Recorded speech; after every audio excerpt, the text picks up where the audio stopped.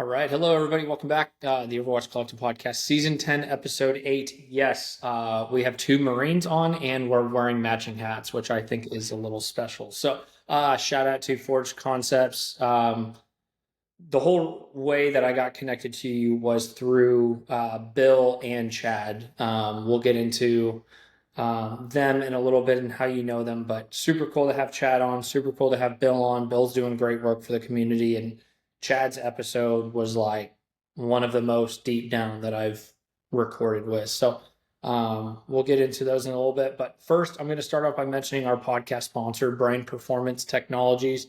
So they're a specialty mental health clinic that treats patients with transcranial magnetic stimulation.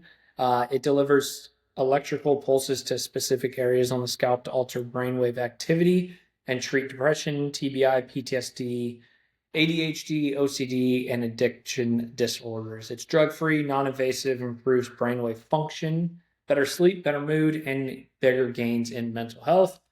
And it's an authorized TRICARE provider. So for our military duty, whether active duty or reserve, you can go through them to get the resources that you need. You can learn more at 1bpt.com or listen to season 9, episode 20 of our podcast. That's it for the podcast sponsor. Our stats, we're currently $326,000 spent on therapy. 297 people have gone through us, and then I think we just hit over 3,085 therapy sessions, either fully covered or financially assisted. So things are going good. I actually just got a military volunteer service award. One of my master chiefs in the Coast Guard put me up for it for the work that we do at the Overwatch Collective. So pretty cool to get that award yesterday and get some more like little chest candy thing, but super cool and rewarding. So appreciate everybody for the continued support. And then, so obviously today I have Sean, like I said, prior Marine, worked alongside Chad and Bill. And then he's got a better background in his guest room than I do in the new studio. So, but looking forward to getting to know you a little bit more. Sean, tell us a little bit about yourself, where you're from, and what brought you into the Marine Corps, and then we'll kind of start from there. Yes, so thanks for having me. I really appreciate it.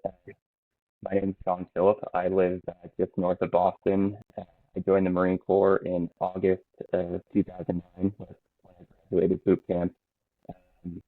Got out in February, March of 2020, right before COVID hit. So did just about 11 years. I think it ended up being, 10 and a half. I actually got out in 2014-ish when they were doing, President Obama was doing like the early out for guys. So I left for about 10 months, missed the Marine Corps, came back. So there was like a 8-month gap in time in service there. But I joined in 2009. Initially graduated high school in '07, kind of after, Phantom Fury 1 and 2. Everybody from my high school was enlisting. I had an older brother who enlisted in the Marines when he was 20. And he was, I'm sure we'll dive into this. He was a big motivation for me joining.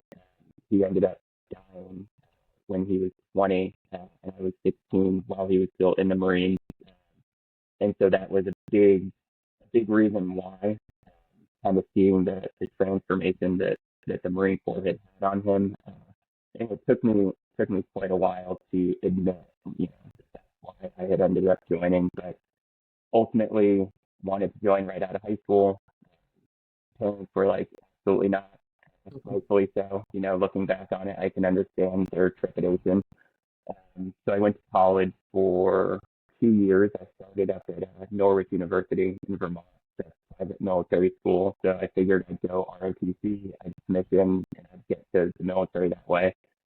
And I had a buddy who was in weapons company 125, and he was in the reserve. So we met at Norwich, and he was like, hey, the battalion's about to deploy to Afghanistan.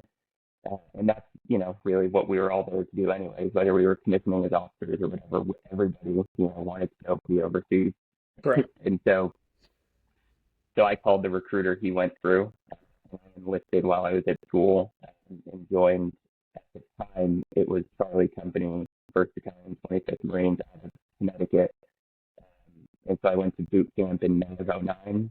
I was initially an 0351 assaultman. Rest in peace. All Unfortunately, right. they no longer exist.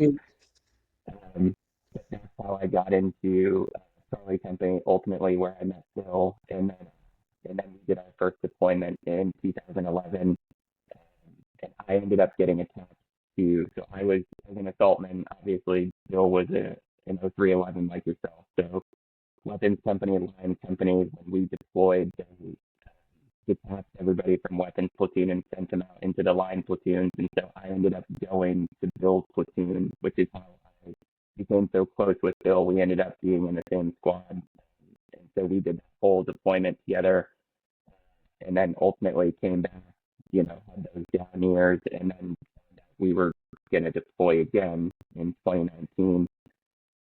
And our platoon at the time, so I was back with weapons platoon, and we were just going to do base security, man the post on the base, take care of the stoke lot where all the vehicles came in, and then about a couple months before we deployed, if I'm remembering correctly, we were in Lejeune, and they were breaking off a team to go be the commanding general's security team for the entire task force Southwest. And so we had a weapons platoon at the time, the platoon sergeant.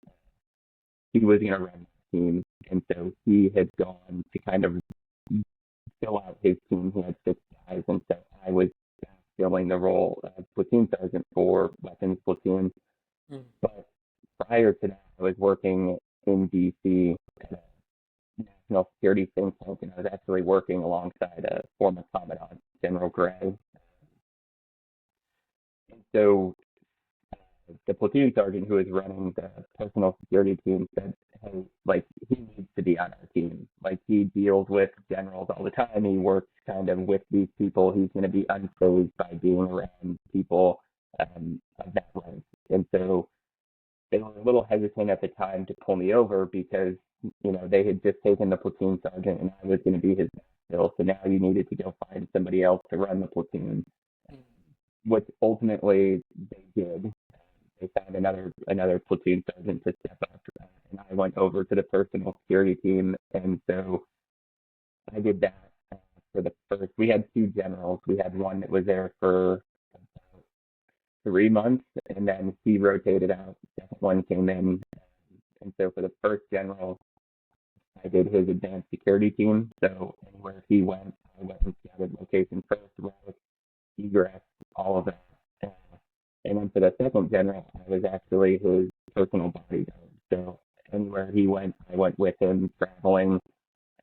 And so I got to see both ends of how that team operated, which was super intricate. And that's where I spent a lot of time on that deployment as well with Phil and Chad, because their team was kind of doing some similar stuff for some advisors. So we worked together a lot because the general would often go where the advisors were and vice versa. So that's where I spent a lot of time, and you can't see it, but I've got a picture above my desk here with Bill and Chad and a bunch of the other advisors from his team.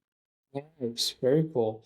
I think that's one of the rare things, right? Like a lot of the times you just hear like, oh, Marine Corps, Army, 0311, 11 Bravo, and it's like I went to Afghanistan in combat, all this, but doing like the personal security team and being like the direct bodyguard for like such a high ranking dude, like that's like a cool different piece that I feel like doesn't happen that often. So like how did you get selected for that? Was it just like, hey, we're looking for recommendations or put in interest or hey, we want to recruit some people or how did that work?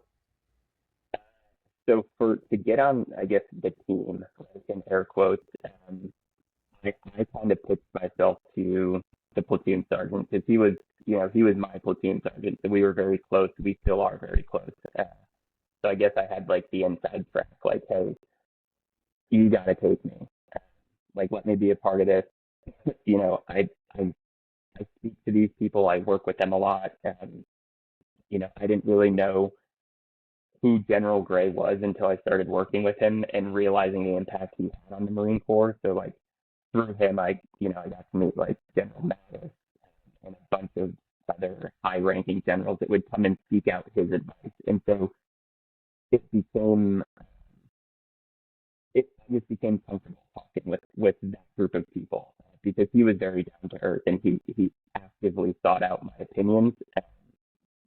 So I kind of positioned myself that way, like, hey, I'm comfortable around these people, like I'll be an asset to the team in that regard. And then when I got to the team, we kind of figured out roles, but then the switch to being the general's bodyguard. So the first general that was there, he had his own bodyguard. So we backfilled that team, but his like personal bodyguard stayed. So we became close with him. We worked very closely with him. But when they rotated out, we needed to backfill that position. And I'm not the biggest dude on the team, right? Like I'm 6 feet tall, but I'm a normal build, and we had a couple guys that were one in particular who was like 6'4", like 230 pounds, like exactly who you think is like a bodyguard for somebody. Um, they ended up choosing me, and the other guy's great. Again, still talk to him too, but I think it was more of a being comfortable around a general, being able to say, tactfully, like, hey, no, sir, like we've got to do X, or we need to go do Y. I didn't have any issue with that. There was trepidation, right? The sergeant major who was in charge of the base alongside the general, he was like, why aren't you taking the bigger guy? Like as he's not as big or as visually intimidating. I think quickly he was like, okay, yeah, you made the right choice. But it was interesting. Like it was a side of the Marine Corps that you didn't typically see. We're so used to being an offensive minded group of people, and this was a very defensive postured mission because you are inherently reacting to everything that is coming to you instead of being able to offensively make moves on your own, which created its own challenges for sure. Mhm. Yeah, very cool. My dad actually did some of that stuff. He went like the chief warrant officer route in the army, but he was actually deployed on the um and he was like the personal security guard for Joint Chief of Staff and like some of those high ranking people. And it Yeah, was kind of the same thing where it was like, all right, like this is their day. We're gonna go to this location, meet with these yeah. people. It's a smooth process. Um, so what was the coolest thing about doing that? Obviously something different like we've already mentioned, but I mean, did you you got to meet General Mattis, you got to meet some other badass people, I'm sure, but did you get like some cool stories, some cool challenge coins? Were you flying on some cool private jets? So the guys on the team ended up. They always busted my ass because ultimately, we would anybody who was a distinguished visitor, we'd go to the airfield to pick them up. Obviously, I'm driving the general, so I would be in the vehicle that they were in. Same thing when they would leave, they would be in my vehicle when we would go back to the airfield to drop them off. And so, just by nature of always being with the general, I always got like the best job. And people always used to bust my balls, like, "Oh, did you get another one? Oh, did you get another one?" So I do have a bunch of very cool challenge points that I got. But I think the most so I didn't get on any private planes, but there was a general who I think at the time was like the head of special operations in the country, and he had come down because there was an ODA team that was on the base with us. And so I think he just came down to do like a meet and greet with them and kind of talk strategy with the general. But when he found out that like I worked for this think tank, I think maybe he thought it was a bit more elevated than the work that I was doing. And he's like, hey, why don't you jump on like side plane and come back to Kabul for a week with me, and like I can show you all the cool like S&P stuff we're doing. So when you go back to your job, you can talk with your people. And we were getting ready to leave. Like I think we had maybe 2 weeks left in the country, so it wasn't something that I was going to do anyways. But I thought it was funny that he was trying to like throw me on his private plane and like go back and see a bunch of cool classified stuff they were working on. I mean, ultimately it never happened, but I think just being in proximity of very large decision makers was it was interesting to see how level decisions were made or not made around the direction that the war was. Got it. Yeah, and obviously it's a testament to you to be able to get chosen to do all that, right? So kudos to you. You obviously crushed it, because they chose you over the big 6'4", 230 pound that you would think would be like a good uh, personal detail dude, but going with you and everything. And it's definitely one of those things. Like some people will talk to these 04s, 05s, 06s and be like, "Oh my god, like I forget my name, I forget my rank," and Right. I, I'm pretty much the same way with you. Like even now, like transitioning to the Coast Guard, I see like 06s and 07s. Like when they come to our drill site, I'm like, Ross, sir, good morning, sir. How we doing? God bless America, sir. And everybody's like, what the fuck are you doing, girl? I'm like, I you don't have to sit there and be like, good morning, sir. How are you? You Yeah. know, you acting like a They're a robot. human being at the end of the day too. Exactly. Yeah. Yeah. Um, Sweet. Well, cool. And I think this is like kind of like the first time that I've had somebody on that's done something similar to what you've done. So I think it's cool to kind of dive into that. I appreciate you sharing. I do want to circle back a little bit to the beginning. So I am curious and I appreciate you bringing this up, but yeah, you mentioned that your brother was in the Marine Corps, unfortunately passed away when you were, I think you said 16. Yeah. And how did was he in combat? Was he infantry? What did he do? What was his role? No, he was a supply aviation specialist. Okay. So he was attached to an air wing that was stationed in Okinawa. Um, and so the story goes, he was, it was April 9th. Yeah, his birthday was the 6th. So April 9th, he had like gone out with a couple of his buddies and they were going to a bar, right? Going to drink, celebrate his birthday. He had just turned 20. I think the drinking age over there was 18. They were going to some bar and they go to a bar, um, like any guys do, right? They are single males, and so they're looking to have a good time, meet some ladies. They kind of split off. I don't remember exactly how many of them there were. I think like 5 or 6. So they split off from the bar. My brother and his roommate go to another bar, which I think is more of like a club.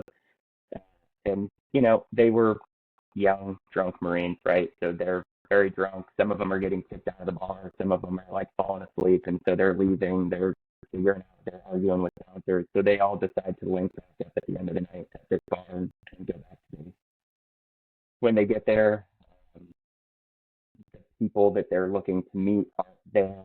The bouncers like not letting them in because they're drunk. And then the story gets gray from here, to be quite honest.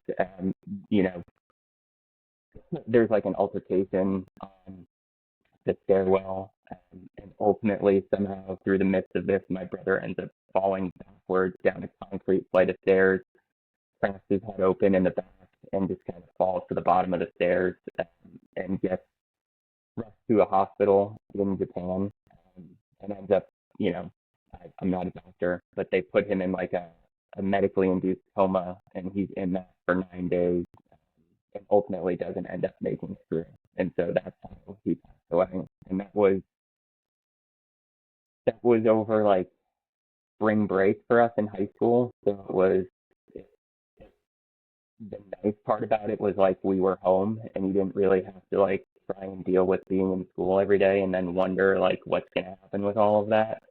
Um, so yeah, Got it. Sorry that happened. I appreciate you bringing it up and sharing it. And I mean, and that's one of those scary things, right? Like, and you think about it, because like I was in Okinawa for a while, and then we did the Tokyo, the Osaka, Kyoto, Shinjuku, all the places, right? And typical, you go there and you go get hammered and you eat all the right, sushi, drink all the sake that you can, essentially.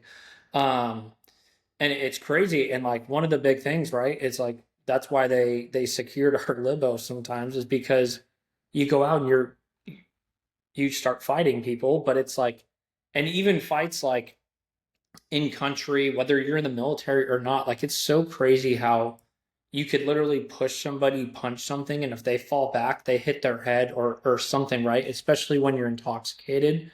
Like, bro, that shit is so scary. Yep. So scary. Yeah. Yeah, man. So how did that affect you?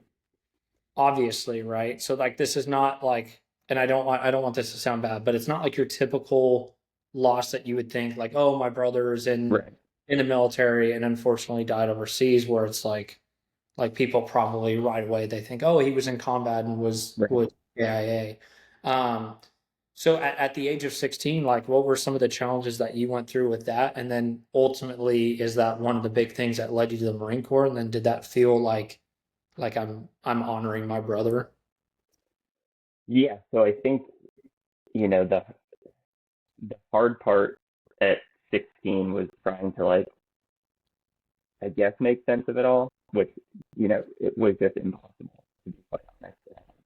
When it happened, my dad went, the State Department like got my dad a passport like overnight. He either his had expired or he didn't have one, so he was like on a plane the next day to go to Japan, and he was there with my brother, and so my mom was home with myself and my younger brother, and my older brother's like best friend had ended up living with us. He wasn't in high school, he wasn't a biological brother, but he is a brother in my mind, and so we were all kind of there, and it was, you've obviously been there, so you know the time difference is like 13 hours. So it was this weird world you lived in where like you didn't really think about it until it got to that point where you knew you were going to get a phone call from like, Yeah. and he was going to update you on like progress from the night forward or the night previous. And so then it would always kind of get weird for like that 9 day period. But afterwards, I mean, it was just different. Like everything kind of changed. There was a very like interesting Marine Corps story, right? So like the casualty and collection officer who ended up like getting us through the whole service and all of that. He spent a lot of time at our house with us, um, because it took like, I want to say it took 2 weeks, and I could be completely wrong because I don't really remember. I want to say it was like 2 weeks for my brother's body to like make it home. And so there was a captain there, kind of like, hey, here's how this is all going to go. I didn't know at the time. He was from Charlie Company, so he was from the unit ultimately that I would join.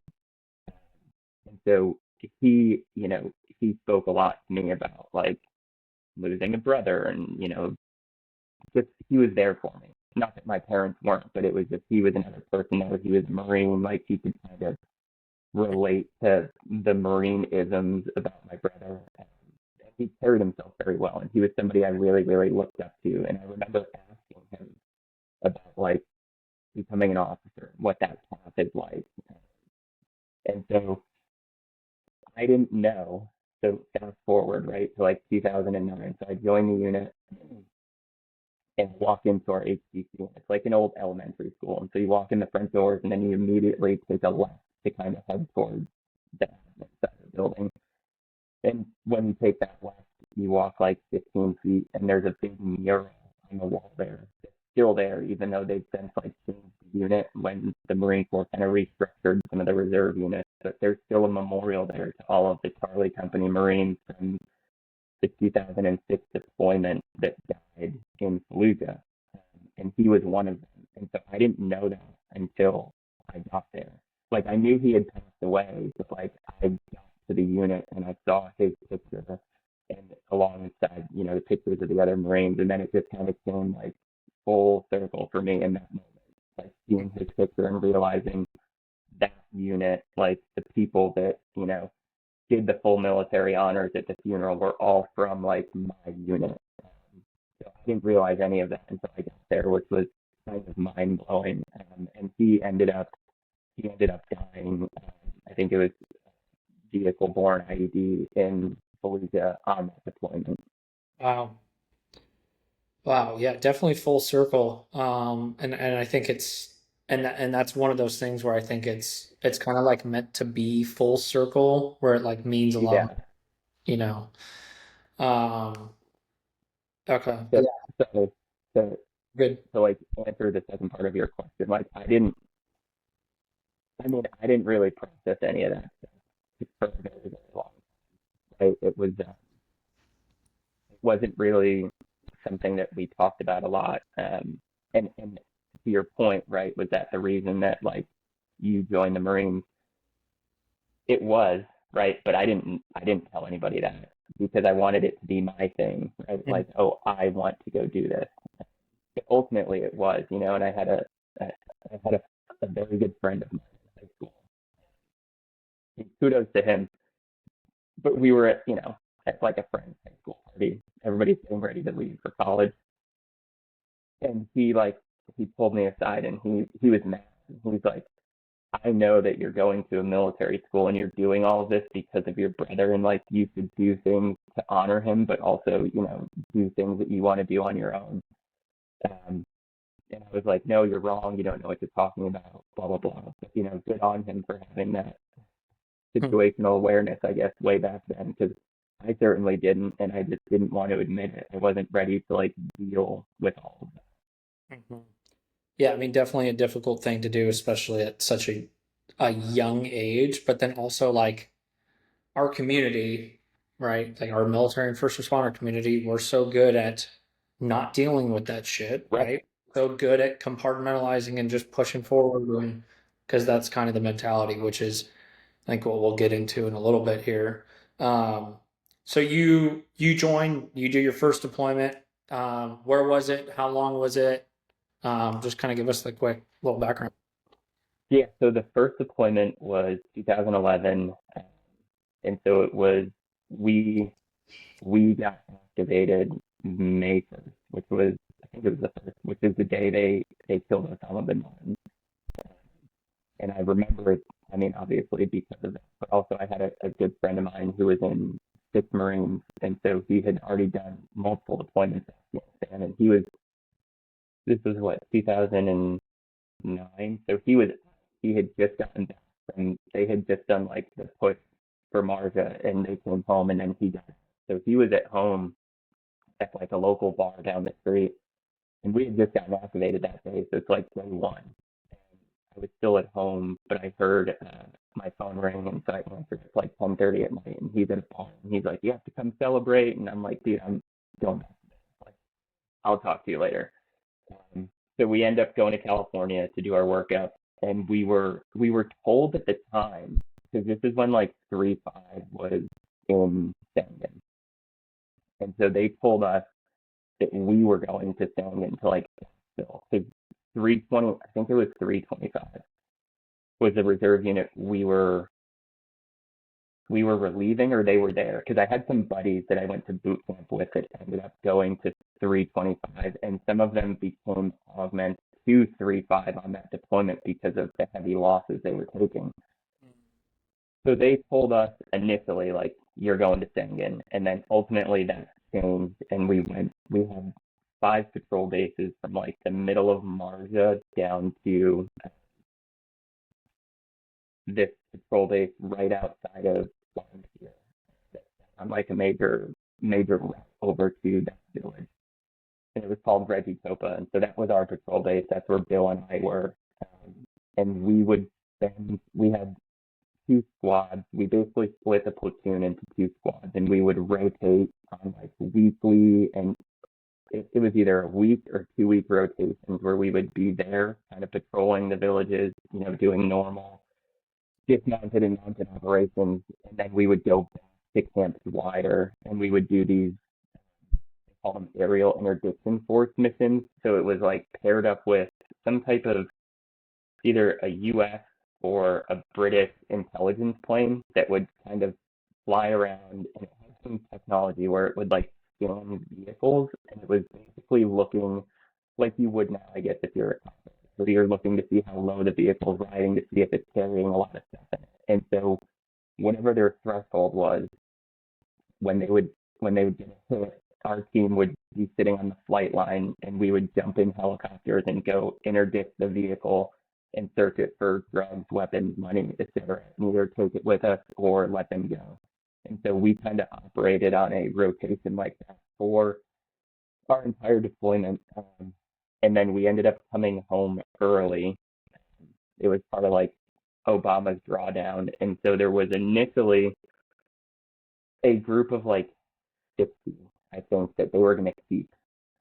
So I think we did like 5 months total, but there was a group that they had said, hey, you're going to stay the extra 2 months or whatever it is, and you're going to keep patrolling. And they were going to patrol out of, I think it was our patrol base. And so a handful of us, like I know I was on the list. I think Bill was, and a couple other people I was pretty close with. So we were at the point where like everybody's getting ready to get sent home like in a day or two, and we have all of us get to go back to the patrol base and like, hey, we're gonna stay, we're gonna do this thing. And ultimately, like the night before we were supposed to leave, or 2 nights or whatever, they're like, hey, you're not going. Actually, we're gonna send everybody home. And I remember just being so mad. I was so mad because I wanted to stay. I wanted to like keep doing the thing. Yeah. But then like you get to the flight line like I remember getting to the flight line that night with everybody in my platoon and just being like, oh, we're going home. Like thank God, we're fucking leaving here. And so then it's kind of like that made up for it all. But initially I was angry because I wanted to stay. I wanted to like, everybody wants their piece of it. And so I felt like we were still moving towards getting our piece of that war, which ultimately like we never got. Yeah, no, I get you. And I think that's probably the most common thing where it's like, hey, you're getting sent home, blah, blah. And you're like Whiskey Tango Foxtrot, like, I want to stay here. I want to keep doing this, But then when it's like the president's uh, doing this thing where he's like pulling people back and all that, it's had to be very frustrating. And then to eventually pull everybody back. But I mean, maybe it was for a reason, right? I guess you got to look at the silver lining. Maybe something was going to happen. So that's kind of the way that I think about things. So throughout that time, I mean, it definitely seems like you were doing two different kind of like you had two different type of missions, right? Depending Yeah. what that you were in. Um, through that time on that first deployment, like, did you experience any things where you were like, holy shit, like this is real, or things that kind of stuck with you, or things that were like that kind of affected you a little bit, or things that we shouldn't be seeing? Yeah, I mean, so I remember our first sergeant was like a New York City.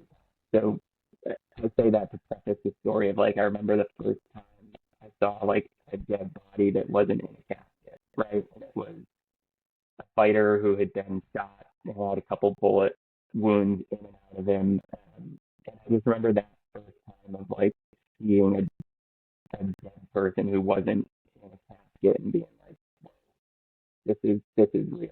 And I say that because that was my reaction when my first sergeant was like, "Oh, it looks like it's a through and through, like not a bad shot." And I'm like, "What the fuck?" kind of reaction. But like he's a cop, so I'm sure he had seen that many times over in New York City, right? And this was the first time for me seeing a dead body outside of a casket in a funeral home that has makeup on and looks presentable. And I just remember that kind of sticking with me. Um, And then there was another incident that I want to say was like a day or two after September 11th. That we were still like very, very new into Afghanistan. And the Taliban had hit like a convoy that was carrying like food and supplies. It was coming to the base that we had flown into. And they had attacked it overnight.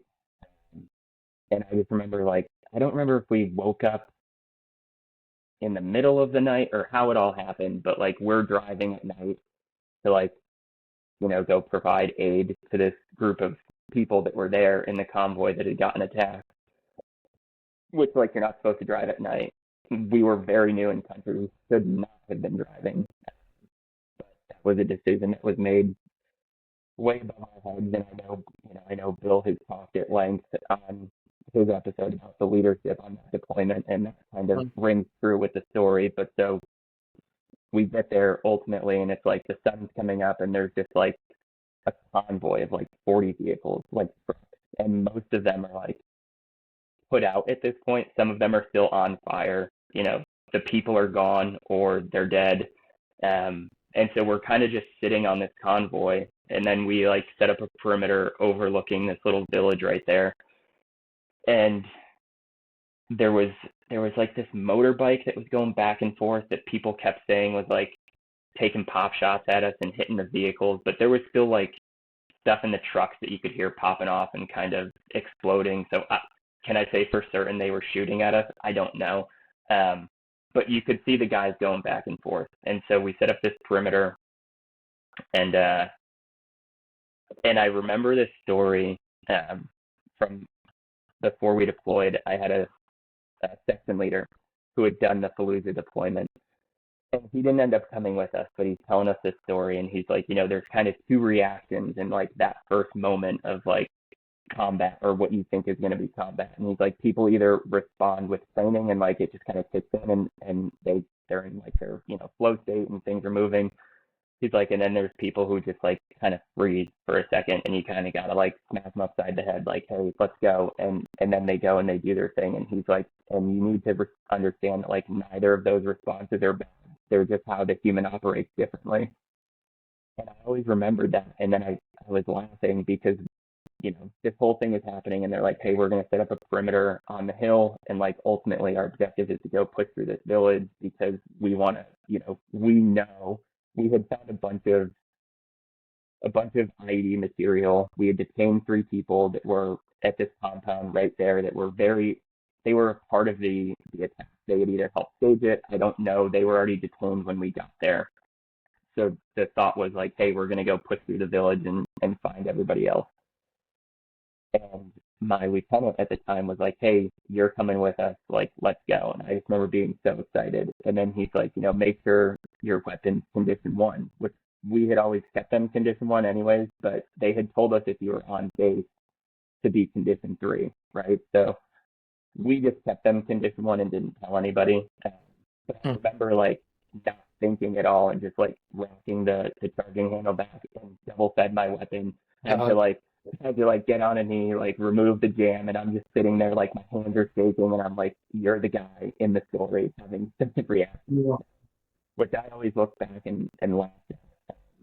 That was like, I just remember sitting there and like, seeing all these things literally on fire, and having people say like, hey, that motorbike going back and forth with people is like shuttling fighters, and like they're taking pop shots at us and being like, okay, like this is it. Like I'm here. This is very real now. Like there are, burning bodies in these trucks. Like this is not a joke anymore.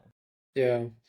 And so do you feel like at that point like you were mentally prepared? Because I know I'm sure like the training you do, the ramp up, you do ITX, you guys probably went to 29 Palms and you do all this stuff, right? And it's like the training probably kicks in, but like specifically with like the mental preparation, was there any sort of like, hey, these are some of the things you may experience, these are some of the things you may feel and or see to kind of prepare you for that? I remember the training being really good, actually. Parts of it on Pendleton. Like I remember we were doing this exercise with like it was like a mock village, and we had a lot of good like role players and all of that, but there was one specifically that always kind of stuck with me, and it was probably because I was like the casualty in the story. But they had some type of thing, and when it would go off it would just be right, but it was to emphasize some type of explosion and kind of get you in the mindset of like this is what's going to happen, and get everybody reacting to like first aid, et cetera, 9 lines, set up the evac and all that. And so it was like, in my mind, in my opinion, it was like as realistic as it could be, right? Because like you're on a safe patrol, and then you hit the thing and it goes off and it explodes, and I'm covered in baby powder, right? And the instructor's like, hey, you're missing a leg now, and you fall to the ground, and everybody kind of goes into action. There's not really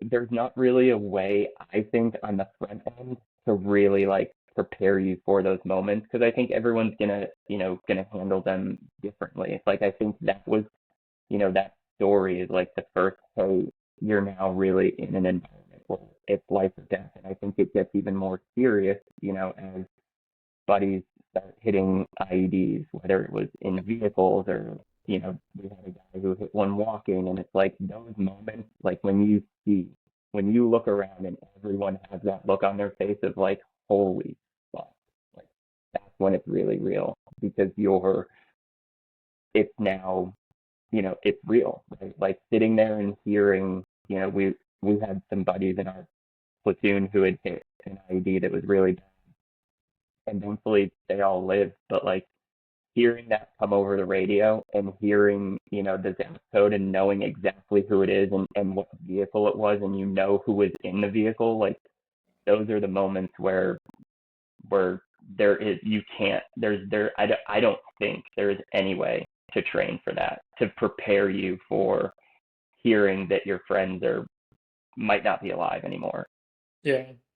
Yeah, I don't think so I don't think so either. Was there anything after that? I know Bill told a crazy story, and I know like just you saying that, was there anything after that you guys got, or any like debriefs, or hey, take a day or two and kind of like check on each other? I feel like primarily it's more of just like checking in on each other and being there for your bros. Like, Yeah, and that was really all you could do. Like there was, I I remember Bill telling the stories, because I obviously watched the episode, and it's funny because he was like, "Hey, did I get that right?" Because we were in the same squad, so like I was mm, there when that happened, and so I was off doing something else. But I'm like, "Hey, that's how it's going," because you don't want to get the story wrong, right? yeah, You want to yep. make sure that you're remembering it correctly. Mm, But to your point, there was I want to say it was like a day after that happened. There was either a day or a week time frame. I don't remember, but everybody was still super rattled. And the Taliban had hit like an Afghan police post overnight, and they had killed everybody in there. And we got tasked with like doing QRS to it. And so I remember my turret gunner, just like super funny West Virginia kid, always playing pranks, always joking around. And he just had this like ghost look on his face in the turret. And he was just like, he's like, holy shit, like, I don't know where we're going. Because they were telling us, whether they were right or wrong, who knows? I wasn't in the jock or the talk or wherever, but they're like, hey, since the attack, we've seen nothing but Taliban fighters funneling into this area. Like, you expect a fight when you get there. And so everybody's just on edge. Like, we had just had someone step on an IED, and now this is happening, and everybody's just kind of like, wires are frayed. And I just remember the look on his face and him being like, what the fuck are we about to go into? And ultimately, like, we got there and there was nothing there. But it was just, you could see in that moment, and all I could say to him was like, hey, do your job, and like I will back whatever decisions you make in the upgun. Like that's all I can do, right? I can't tell you what to do, but I will defend whatever decisions you make here. Um, but there's just no way to prepare for those moments, and you could see like everybody felt it. mm. Yeah, and I think everybody reacts differently as well, right? That's like one of the big things we talk about now with like post-traumatic stress and some of the triggers that people have, right? Because like you could join the Marine Corps or the military in general at like 18, 19, 20, but we don't know what everybody experienced before then. Right. So like for example, your first time seeing somebody dead with a gunshot wound was your first time seeing a dead body outside of a coffin. Like somebody may have already experienced that, like that New York City cop, and it's like, oh, that doesn't affect me, but something else may, Right. So, and I think that's very important for our community to understand too. Is like we all come from different backgrounds. Um, we all have our own trauma, our own stories, whether people know it or not, and we react to things differently. So, Uh, and so one of those things, and kind of leading and transitioning into like your break in time service, like when you got out, but like doing the demobilization process, getting out, um, like how was that for you? And how was it for some of your buddies? What could have been better? And then ultimately, like you being out for, I think you said 10 months or something like that, and then getting back in. What was the point of that? So I don't, we got out and we came back to California and we kind of did the regular turn your gear in, start your VA claim. I don't remember there being a huge push on like mental health resources, and not to say that there wasn't. I genuinely just don't remember it. And to be honest with you, I wasn't in a place at that time where I was going to accept any of that anyways, right? I knew I wasn't getting out. I knew I was staying in. And like you said before, whether it's the military or the law enforcement background, like we're told not to talk about that stuff anyways, because it's going to remove you from the job. They're going to say, hey, thanks for coming forward and we'll help you. But like now when you go to the field, you're not drawing a weapon and like you're going to go sit with headquarters. And it's like, now I'm the black sheep of the unit for speaking out. So I wasn't ever in a place to discuss that stuff anyways,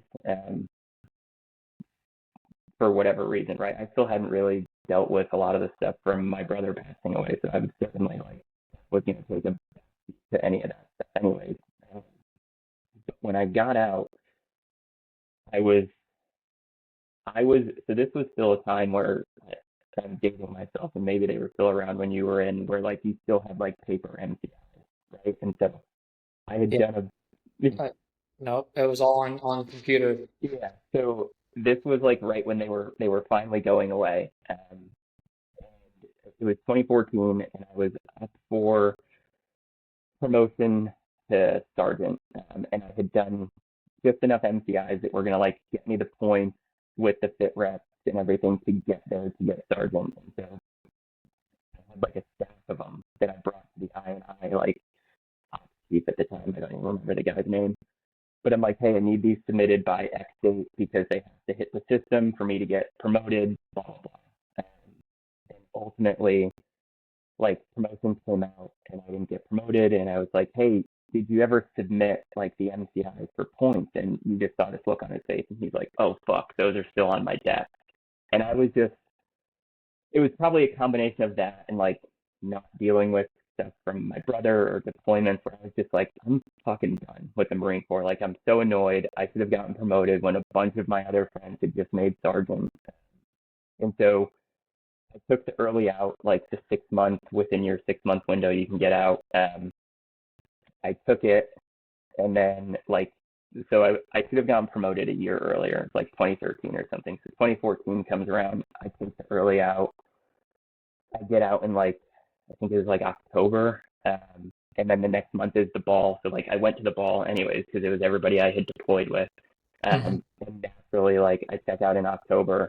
I pick up sergeant in November in the IR. So so I leave. I go to the ball, and I was living at the time. I was still here in the city, and I was living with a buddy from another platoon.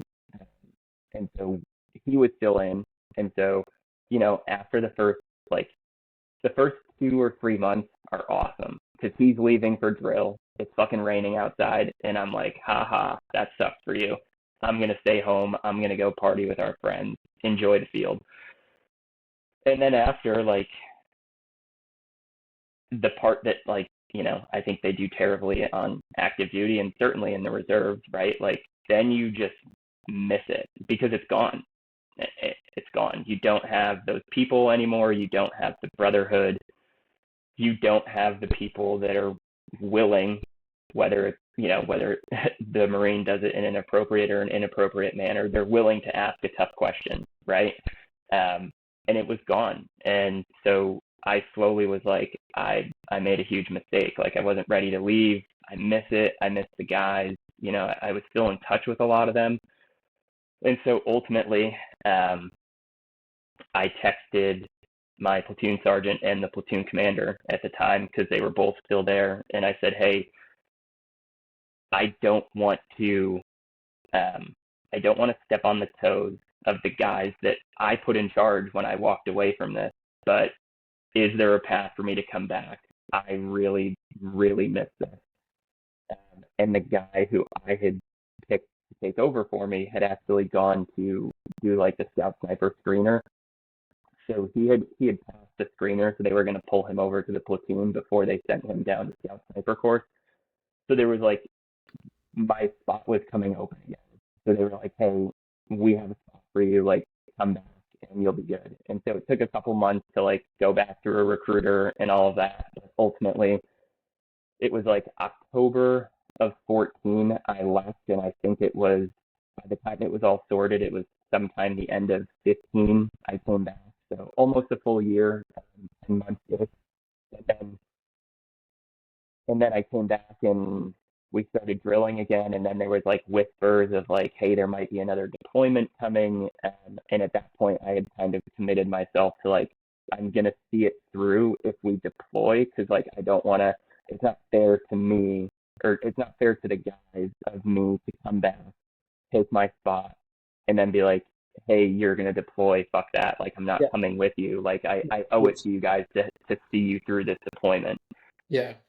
Especially with your experience of already deploying. And I think that's one of those things in the reserves where um like for me, I ended up doing just over 7 years because just like what you said, like if it wasn't for your first deployment, but like I was in the reserves, signed a six by two contract, and I was like, there's no way in hell I am getting out without at least doing a training deployment, Right. right? Like so we ended up doing a unit deployment program and I extended so I could do that. But um and like so when I got in 2012 and it was definitely difficult there where it was very few people there that have actually deployed that have done all that and gone through that process. Right. So there's a lot of like people that are like NCOs that have still not deployed, me being one of them. So it's all a learning process for me. So like I think it's so valuable to have somebody like you and your experience come back and be like, all right, like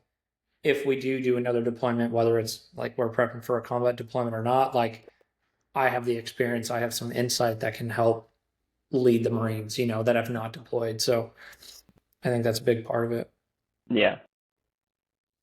And then, so obviously, so getting back in, and I think I'm glad that you were able to make that decision because one of the big things that we talk about with not only the military community but the first responder community is when you do your 20 and you get your DD 214 and you're out. When you do 25 or 30 years as a firefighter or a police officer and you're out, like it's probably the same thing where it's like, hey, the first few months you're like, ooh, God, yeah, like I'm chilling. Right.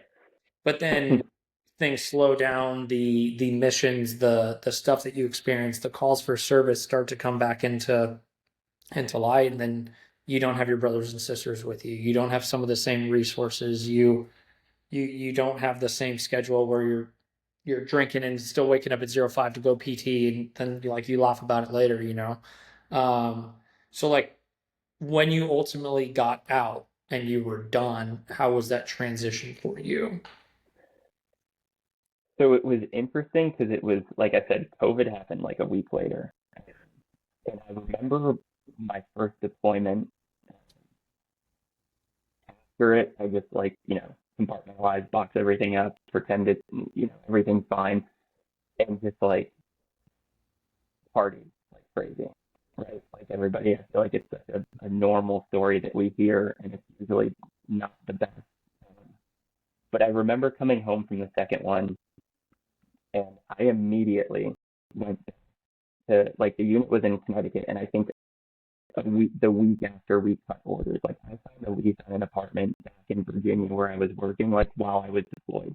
So like I went straight back to DC, back to work, and then COVID happened, and we were, everybody was working remote, and I remember thinking like, oh, this will be good for me because I went way too crazy for my last deployment, and like I didn't think to take a moment and pause and kind of feel that out. Excuse me. And then COVID wasn't great, right? Because rather than, taking the time to take stock of yourself, I just was drinking at home. Um, and I remember during COVID, one of my brother who passed away, one of his best friends is she's like a PhD neuropsychologist, super smart. And I remember reaching out to her and being like, "Hey, I think like I should go talk to someone." And I was framing it in their lens of my brother passing away. Like, "Hey, can you help me just like navigate resources?" And she lived on the West Coast, and she still does in California. And she was helpful, like, "Hey, let me see your insurance, and like, here's what you want to do. Here's where you want to start looking." I didn't think to go to the VA, so I was using my private insurance. Everything I was looking at, every place I reached out to was like, "Hey, we have like a 6 to 8 month wait to see somebody." And I remember after like the third, fourth, or fifth time I heard that, just saying like, "Well, I don't have suicidal thoughts, so like I don't want to take a spot in the wait list for someone who might need help, so I'm good. Like I'm just gonna turn and like wash my hands of this, and I'll be okay." And it wasn't until I was getting ready to leave Virginia and move back here that I finally had started like engaging on the VA side. And it was through like an oh, I forget the name of it. It's affiliated with the VA network. But it's not like I wasn't at a VA hospital.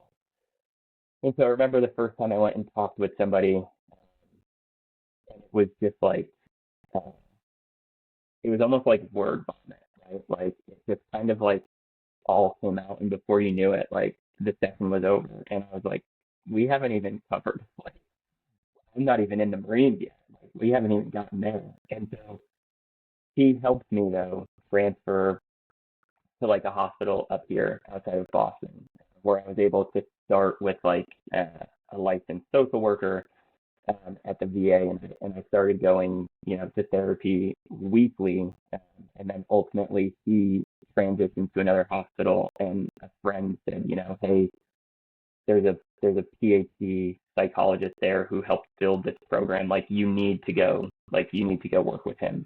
And eventually, I was able to get in with him, and he became my therapist, who I saw, monthly for probably 18 months, and now we're more on like a, "Hey, if you need me, like shoot me a text and we'll get together, but like you don't need me as Yeah. much as you thought you did."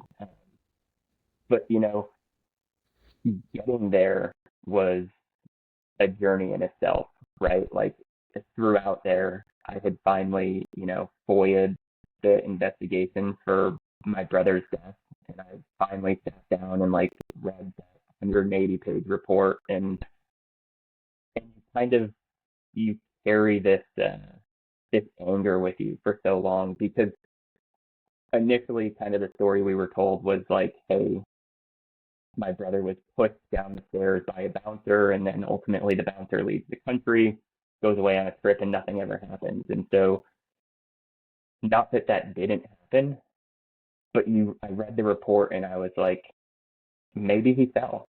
Maybe he was drunk and he fell. And they got into this confrontation, and he just falls backwards because he's drunk and he doesn't realize that the staircase is there. You read the report, and I remember thinking so many times over, like, why didn't you just go home? Like, why didn't somebody here be like the adult Marine and be like, "Hey, we have to just go back Yeah. to base"?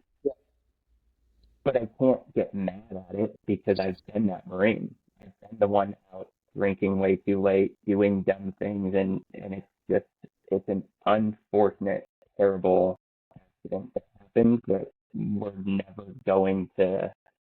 never gonna fully know what happened that night.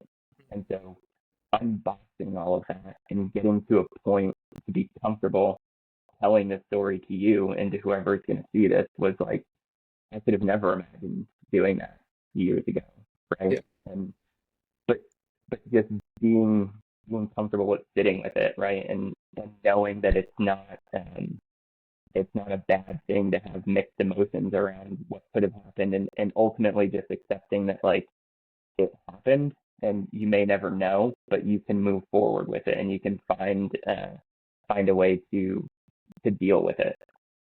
Yeah. And number one, I really appreciate you sharing that and being able to break it down. And then number two, I think it's very admirable for you to share that and open up because I feel like, and this is kind of what we talked about earlier, where we don't know what people in our community have gone through prior to joining the military, prior to becoming a firefighter, police officer, EMT, dispatcher, whatever. And like you compartmentalize that, right? You don't work on it for so long, go on deployment and you deal with buddy losing legs, you're seeing your dead body for the first time with multiple gunshot wounds. You're like, whoa, you're taken back by the potential of getting into a massive firefight, getting yourself mentally prepared, then not happening. And then you get out, you deal with the isolation, the changing your identity, and then you're like, okay, fuck, actually I need to get back in. And then finally you start working on all this. And just like what you said, which I've heard so many times where it's like the first therapy session, it's word vomit, and you're like, whoa, like I'm gonna need another hour or two just Right. this. And that's one of the things that like we talk about so much, like at the Overwatch Collective, where it's like if our community could focus on getting connected to a therapist that's like culturally competent to work with our community, but you can work with him or her early and often in your career, like your rucksack wouldn't fill up to like the breaking Yeah. point. And then when you finally go into therapy after 6, 8, 10 years, it's like, oh, we can't talk about this incident until we talk about what happened 7 years ago. Right. And that's one of the common things. So it's uh, like I hope that it's getting to that point and that it can eventually, but like our mission here is to provide a list of competent therapists that are personally vetted by us across the country, have a podcast with every single one of them.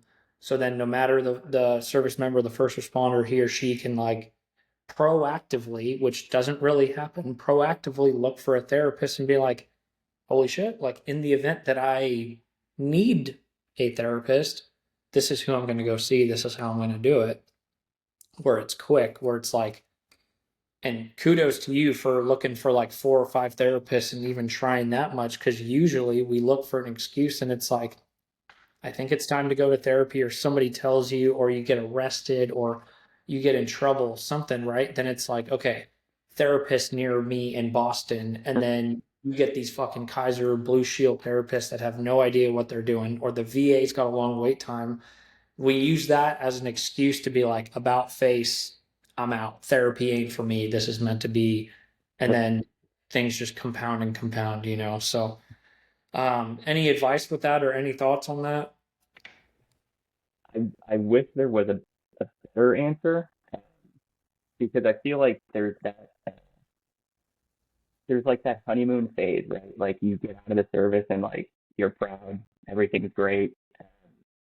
And a buddy of mine from my last deployment actually had brought this up. I have not looked into it to see if what the research holds, but we started to notice this trend um, around like 5 years of a lot of guys from our last deployment like really starting to.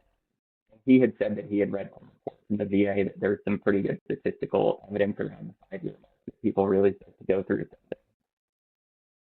And I wish I knew what the answer was because I don't think they do a good job on the reserve side. Again, never been on active duty, so I can't really speak to it other than what people say. But like, I mean, when you leave the reserves, it's like, hey, sign your checkout sheet, like hand us your ID, and like, thanks for your service. There's because of the way that we do like those medical stand down drills once a year where they like funnel in the people who talk about like resources in the VA and all that. You don't get that on the back end that says like, hey, now that you're officially out, like here's who you can talk to, here's who you can call.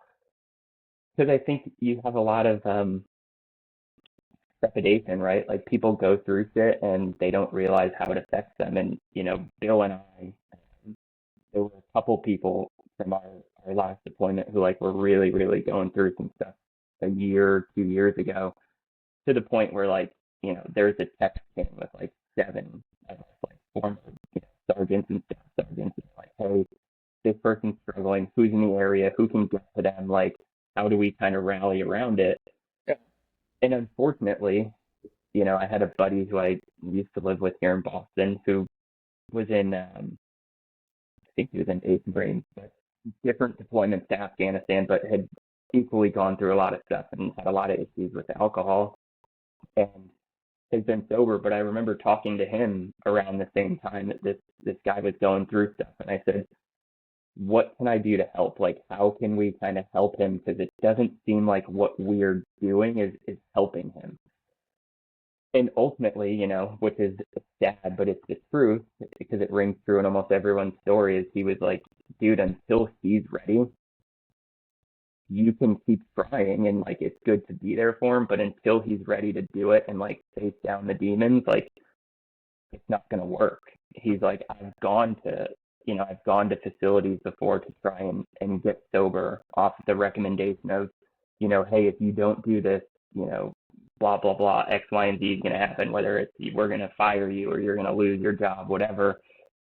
But if they don't want to go do it on their own, they're going to relapse or it's not going to mean anything to them. And so I think we just need to do a better job communicating that when people leave, right? Because I understand when you're doing the job, right, and you have to be able to deal with what's happening and then put your flashbacks on and go on the next patrol and like execute the mission. And there's a time and place for compartmentalization, in my opinion. And I'm not a doctor. I don't know. It's just what I have seen. But there is a time to deal with all of that at some point. And I don't think we do a good job communicating that because it is looked at as you're now the black sheep. You are the problem child in the unit instead of saying, hey, how can we help? So and so's been through a similar situation. What can we do for you?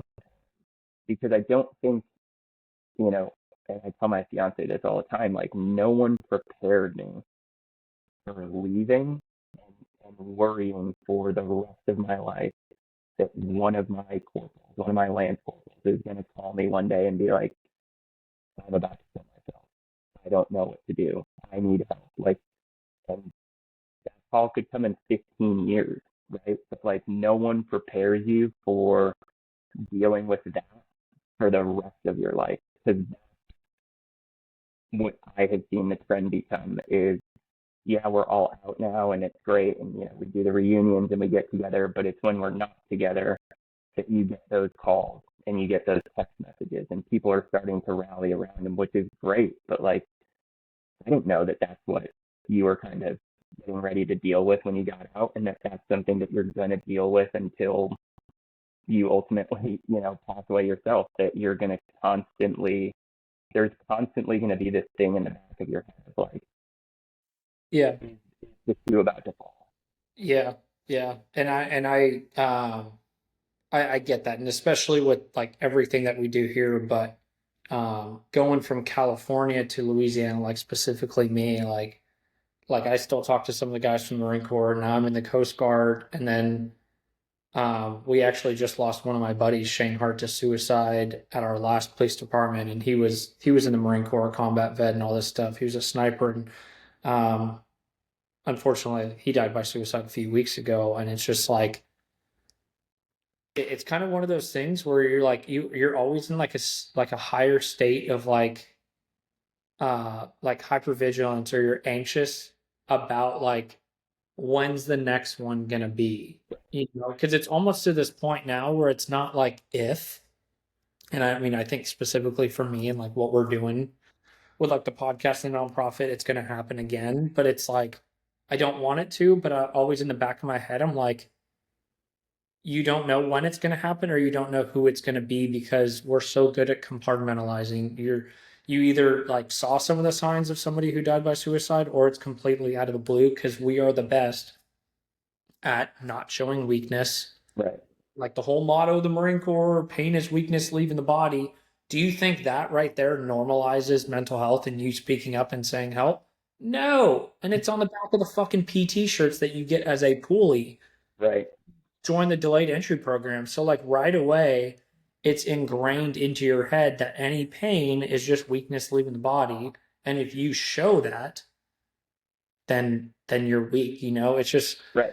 I don't know if you feel that way, but it's one of those things for me, man, where it's like it's not going to be the last suicide funeral that I have to go to, unfortunately. But like in between that time, or like for now, like what can we do? And I think doing podcasts like with people like you, with people like Chad, and people is helping that and reducing the numbers and kind of helps bring my anxiety down, if that makes sense.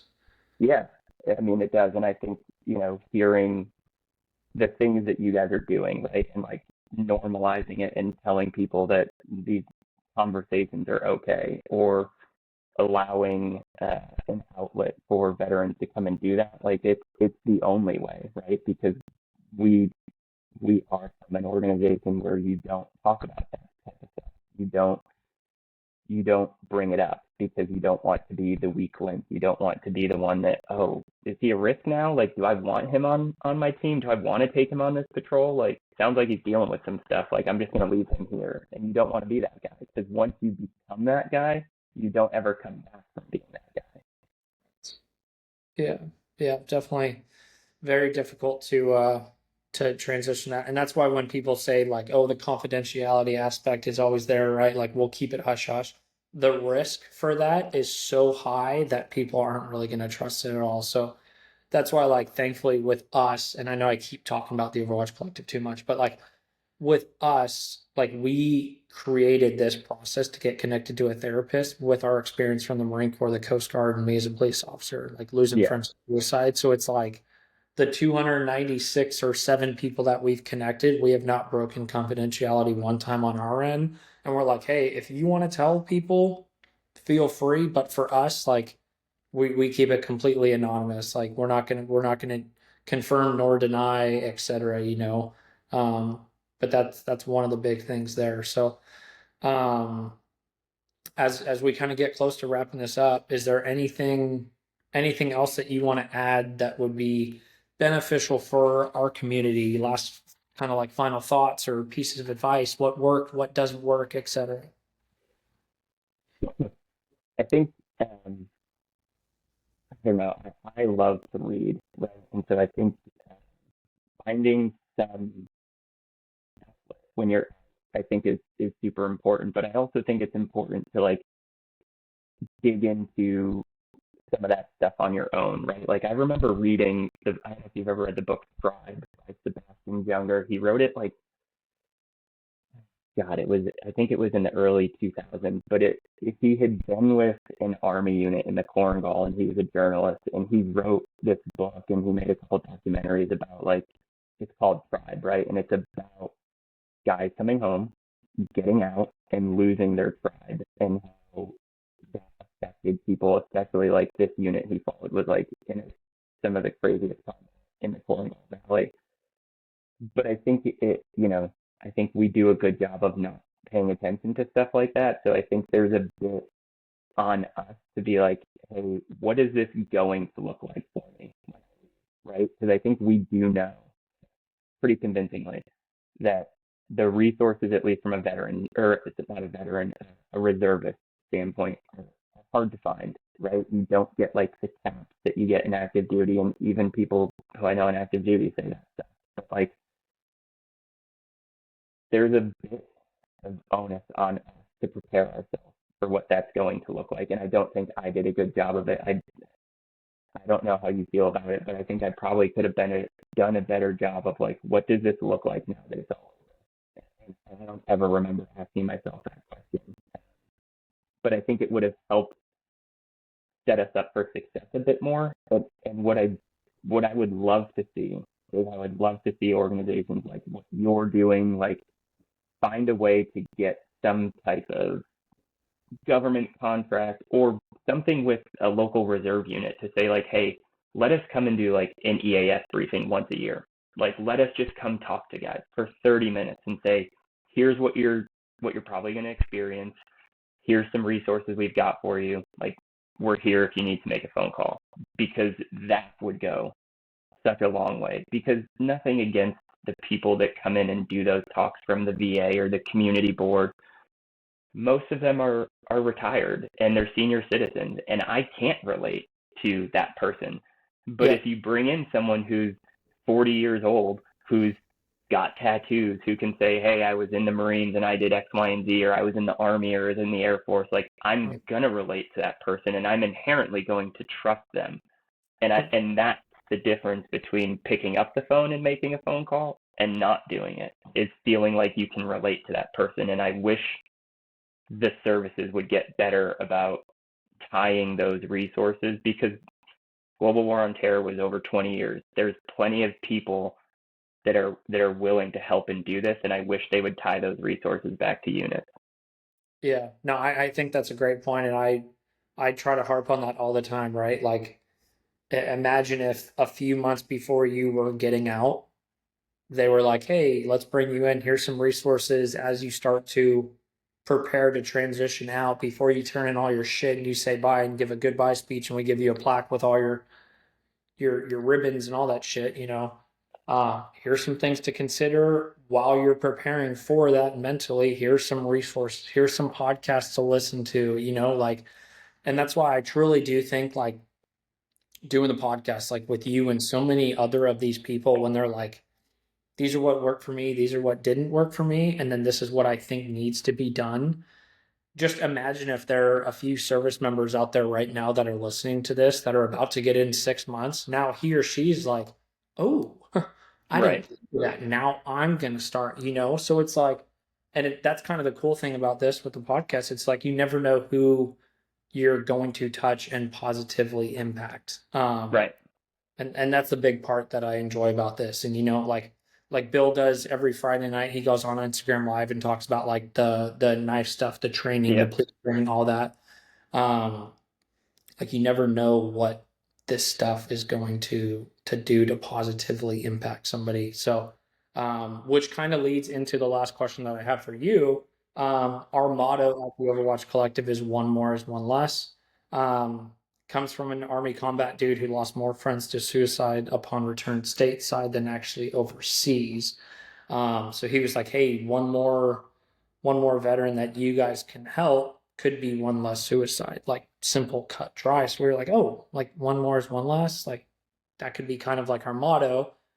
So now it's on the back of our t-shirts, sweatshirts, challenge coins. And then at the end of every episode, we always ask our guest what one more is one less means to them. And it's always cool to hear everybody's different meaning of it. So sometimes when there's two people, I make you guys Rochambeau to see who's going to go first. It's you. So whenever you're ready, I'd love to know what one more is one less means to you. Yeah. So I was thinking about this. Obviously, I've watched Phil and Chad's episode, so I knew the question was coming. Um, but I think to me, what it really means is not necessarily one more conversation, but one more difficult question. Because I think we kind of dance around sometimes knowing someone's going through something, and we don't just want to ask the really hard question of like, are you okay right now? Do you need me to be there with you right now? Because we want them to tell us that they need that support, but we know that they're not going to ask for it. Right? So I think there's an onus on us sometimes to ask that difficult question and say, I know you well enough to know you're not okay right now. Like, I need you to tell me that you're not okay and that you need some help, because I'm willing to come and do it, but I need to hear it from you. Because I think if you can get someone to admit that, then I think you can kind of open up the floodgates for what else is going on, right? Because the first step is, it's corny is admitting there's a problem, sure, but you have to be brave enough to vocalize it. Yeah, no, I like it. And that it is definitely difficult. And I like what you said, where it's like, do you need me to be there with you right now? And kind of asking those tough questions, which I feel like a lot of people don't really take as seriously, right? Because it's so easy to walk by on a drill weekend and be like, "Hey, what's up, Sean? How you doing? Oh, I'm good. How are you? Oh, I'm good." Right. That's just a quick conversation. But like if you see, and I think this is for everybody out there listening, right? Like I think you can tell a lot by somebody's reaction when you actually do ask them, like straight up, like, are you thinking about suicide? Like, are you thinking about hurting yourself? Is it that bad? Like, tell me what's going on. Do you need me? And sometimes that's what they need to hear. They need to hear somebody ask them the hard question to make them be like, Yeah, I am, and then you take it from there. But um, no, I like it. I really appreciate you coming on, man. I'm glad that I got connected to like the trio, episode, then you, then, um, and I think it would be cool at some point to do like the three of us on whether it's like an Instagram live kind of thing, or we could do another one of these. And I know Bill and I have talked about that, but I think it's cool that the three of you know each other, and it's like, oh, I'm going to listen to Chad's episode, listen to Bill's episode, and I know Yeah. they're to listen to yours and everything. And I think it's appropriate that we're repping Forge Concepts and we have. Um, so shout out to them. Thanks for the support. That's it, brother. You got anything else? I don't, man. I really appreciate the time. I love what you guys are doing, and I'd be happy to come back with that. Yeah, Sweet. Love it. Well, everybody, hope you enjoyed season 10, episode 8. Um, let's see, that's it. And then if there are any questions, anything I can get with Sean and anything that works for him, what did not work for him. If you have any follow-up questions, let me know and I can reach out to Sean. But until we do a three-way or four-way call or something, this wraps it up. But once again, I appreciate you, brother. thank you. All right, man. Semper Fidelis. Later, brother.